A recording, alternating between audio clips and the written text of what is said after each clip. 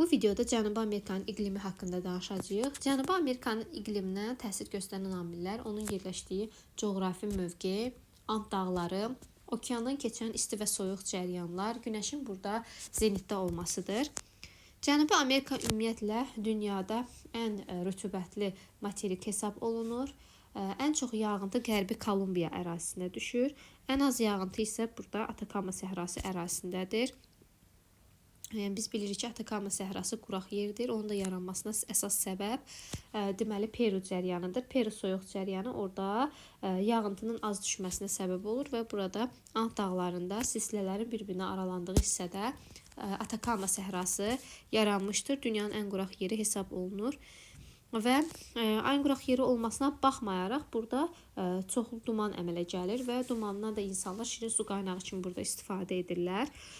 Müəyyən bu cürə ağ deməli örtüklər hazırlayıblar və həmin örtüklərin dumanın buxarı damcıya çevrilir və sonra çənlərə tökülür. Beləliklə onlar bu sudan deməli təsərrüfatda istifadə edə bilirlər. Daha sonra Cənubi Amerikanın iqlimindən danışdıqda bunu deyə bilərik ki, Cənubi Amerika hansı iqlim qurşaqlarında yerləşir? O ekvatorial, subekvatorial, tropik və subtropik, həmçinin mülayim iqlim qurşağında yerləşir. Ekvatorial iqlim qurşağı çox kiçik bir ərazini əhatə edir və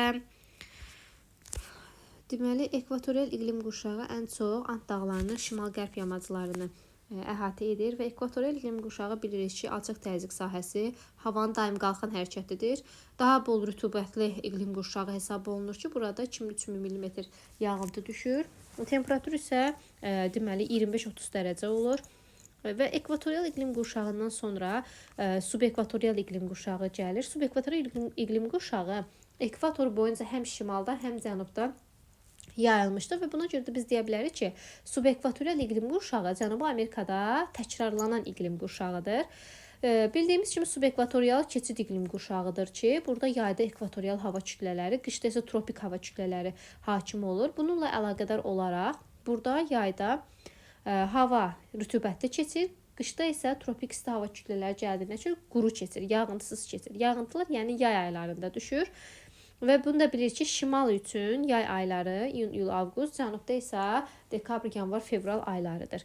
Və deməli ən çox belə deyək ki, Cənubi Amerikada bu deməli Orinoco Gviana yaylasını və Braziliyanın əsasən cənub-şərq hissəsini, cənub hissələrini əhatə edir subekvatorial iqlim qurşağı.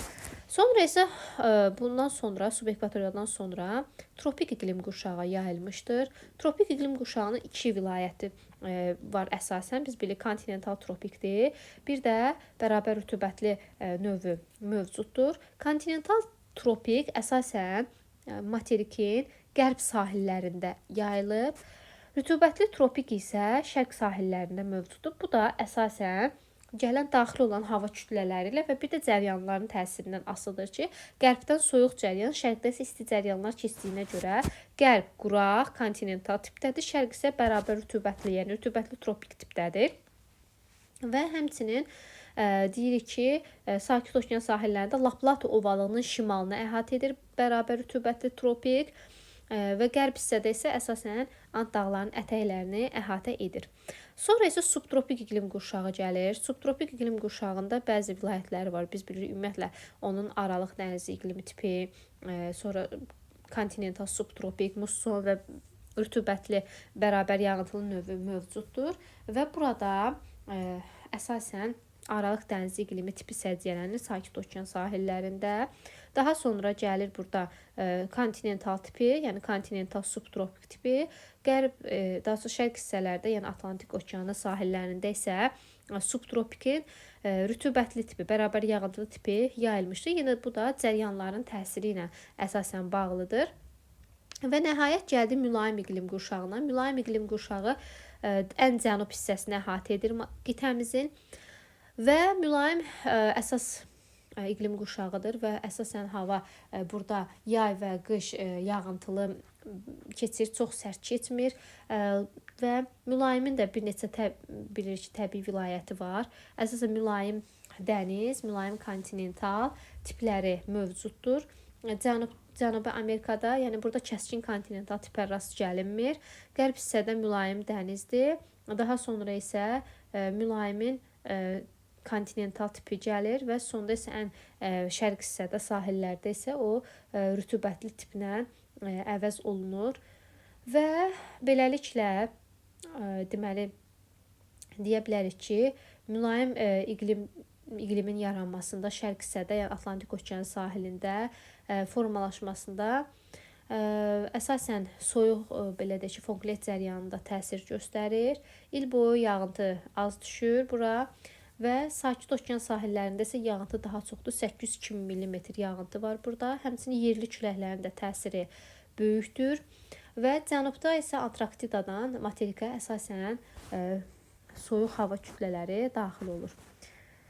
Daha sonra burada subekvatorialla bağlı iki diaqramımız var. Bu diaqramlardan biri şimal yarımkürəsinin, digəri cənub yarımkürəsinindir. Ümumiyyətlə biz bilirik ki, bunlarla işləyərkən, yəni bu diaqramlarla işləyərkən öncə bu temperatur göstərən xəttə fikir vermək lazımdır. Əgər bu xətt bu cür aşağıya doğru gəlibsə, bu deməli cənub yarımkürəsini göstərir. Deməkdir ki, bu cənub yarımkürəsinin subekvatorialınındır.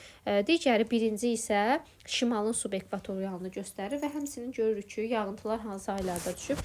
Birinci diaqramda yağıntı əsasən may, iyun, iyul aylarında düşüb. Yəni bu şimal yarımkürəsinin yay aylarıdır. İkincidə isə yanvar, fevral aylarındadır daha çox.